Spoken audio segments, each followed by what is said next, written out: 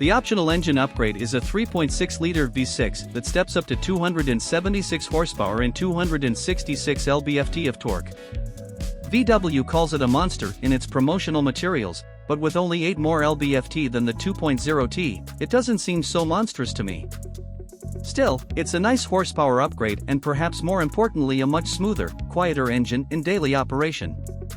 The V6 will also allow the Atlas to tow up to 5,000 pounds, making it a solid upgrade should you need to haul a small boat on the weekend.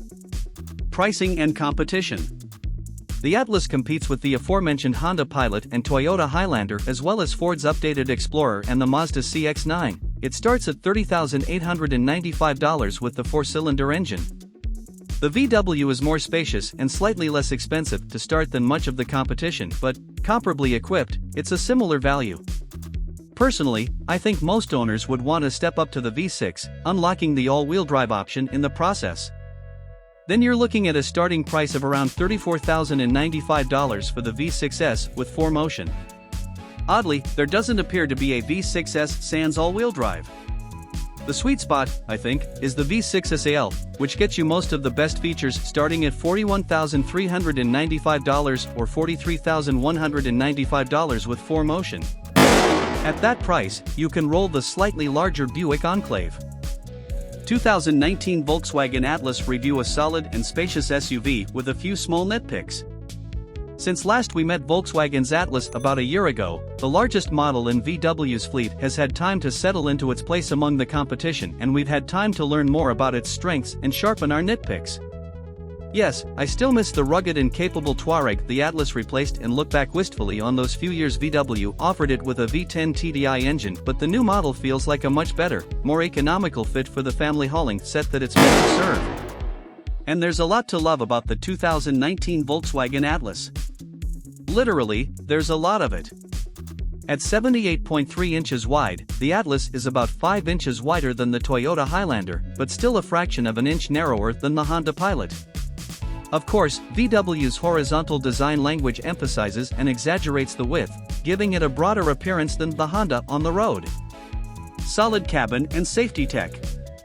Overall, the Atlas technology has proven to be a solid suite, starting in the dashboard with standard App Connect infotainment. Its large, 8-inch screen sits pretty and is very responsive to the touch with a simple, easy-to-learn interface.